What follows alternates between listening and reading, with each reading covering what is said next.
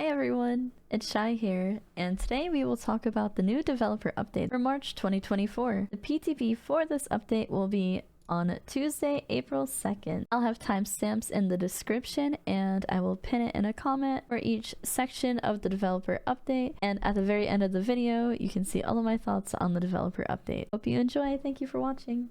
Spring has sprung and so has a new developer update. In this post, we'll share everything we've been working on for our next update. As always, these changes will first head to public test build on Steam, so the PTP.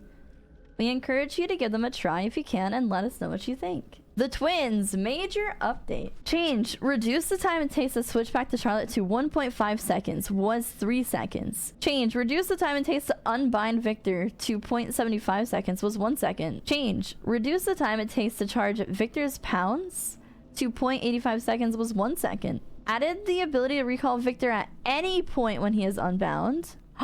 New. Added the ability to change between Victor and Charlotte near a hooked survivor. Be warned, the anti-face cam meter will still fill if you're too close. Have note, we have made switching between Charlotte and Victor more responsive and given the killer the ability to recall Victor at any time so they feel better to play. Change. Updated 7 add-ons. Change.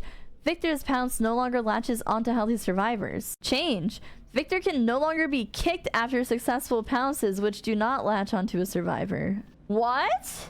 New. Victor's pounce now latches onto survivors when they are put in the dying state. Other survivors can crush Victor during this to help the dying survivor. Victor will automatically return to Charlotte after 20 seconds.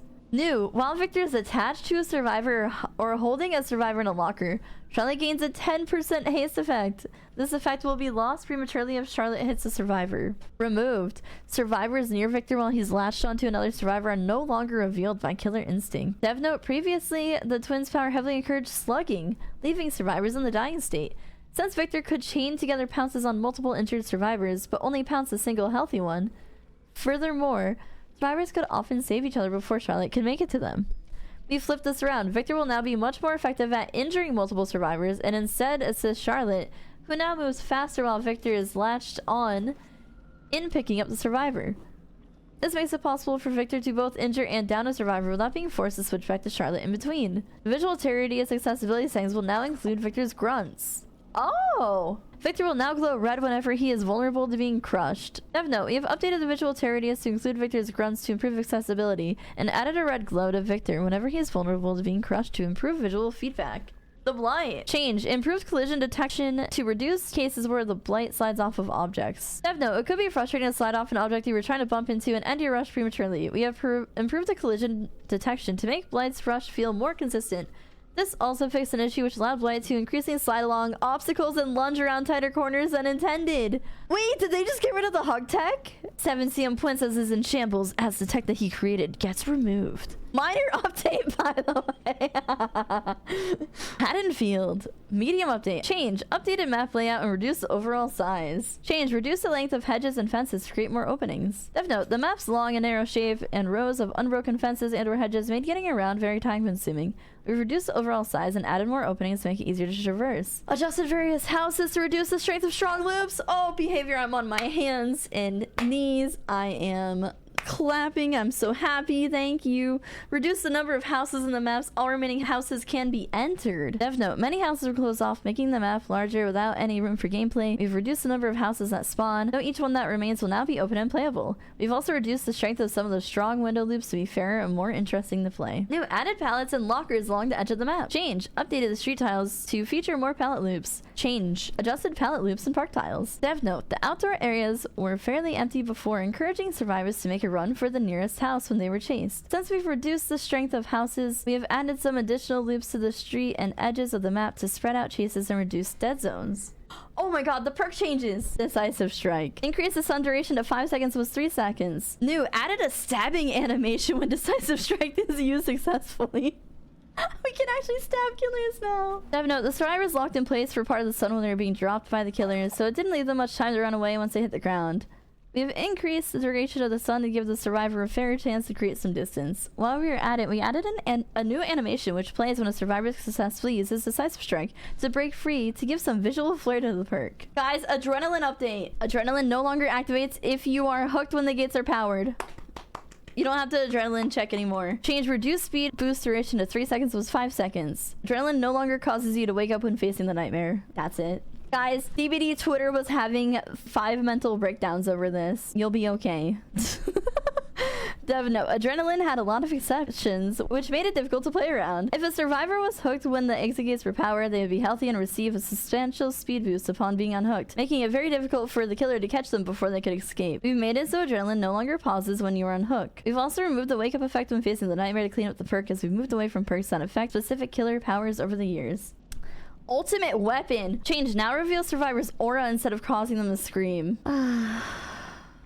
Reduced activation time to 15 seconds was 30. Increased cooldown to 80, 70, 60 seconds was 40, 35, 30 seconds. Ultimate weapon was a jack of all trades, providing both information and a consistent way to interrupt survivors' actions, allowing it to synergize too well with other perks. Rather than screaming, survivors will instead have their aura revealed. This means it will no longer interrupt survivors' actions. The survivors won't know they are being revealed to the killer. Emblems!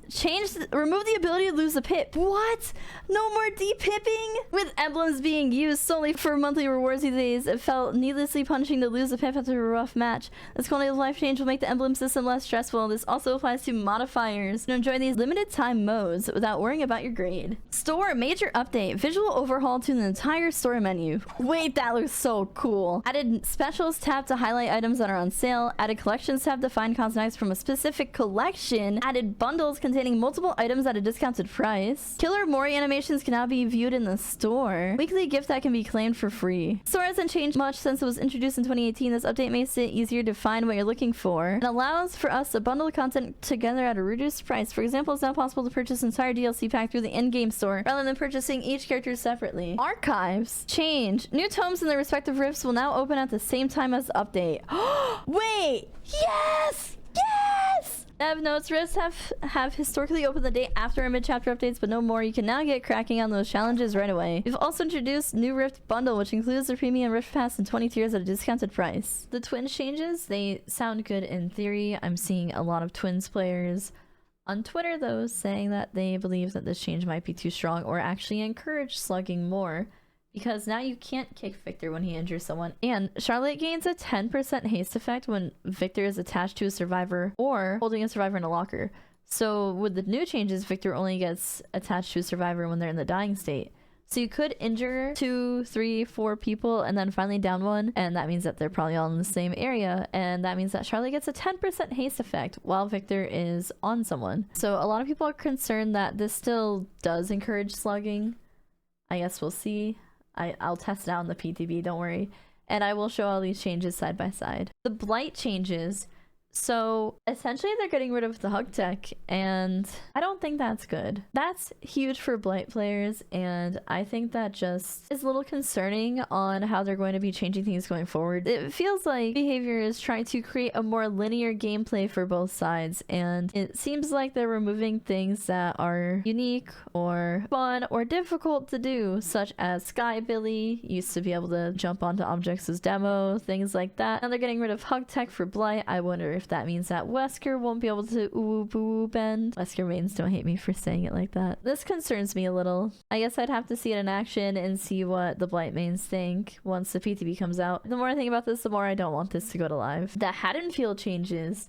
All of this sounds good. I will have to see it. Like, on paper, this all sounds great. I will have to actually, like, play on the map to see how I feel about it, but that's amazing. The Decisive strike change.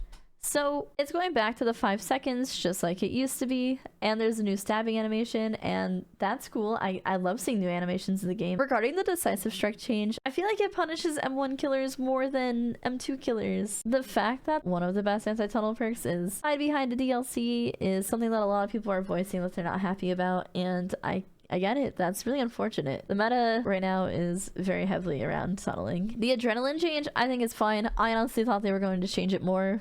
I feel like they didn't really change much about it. The ultimate weapon change. See, I'm not sure how I feel about this. To me, this just feels like another aura reading perk, and I like the fact that there was a tracking perk that revolved around screaming instead of auras, because this is just another reason for people to run distortion, and it just gets blocked by distortion. I didn't like facing ultimate weapon, and I didn't like running ultimate weapon, but I feel like they could have changed it in different ways.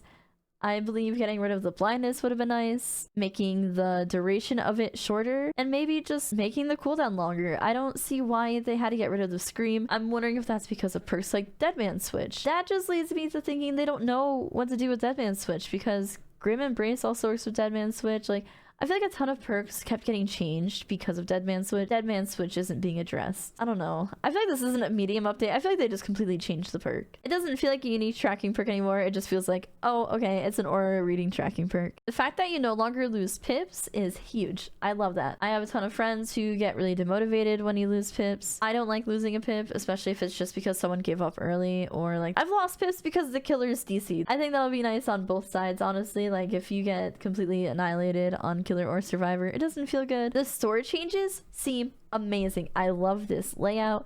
The fact that there's bundles, collections, specials. You can view killer Mori animations, and there's weekly gifts that you can get for free. That seems really cool. Like, this looks a lot better than the store that we have now. I can't wait to see that. I can't wait to test it out on the PTP. And the fact that new tomes and the rifts will now open at the same time is huge to me. When there's a big update, I hate waiting until the next day for the new tomes and the new rifts. Like, I'm so excited that this change is coming through.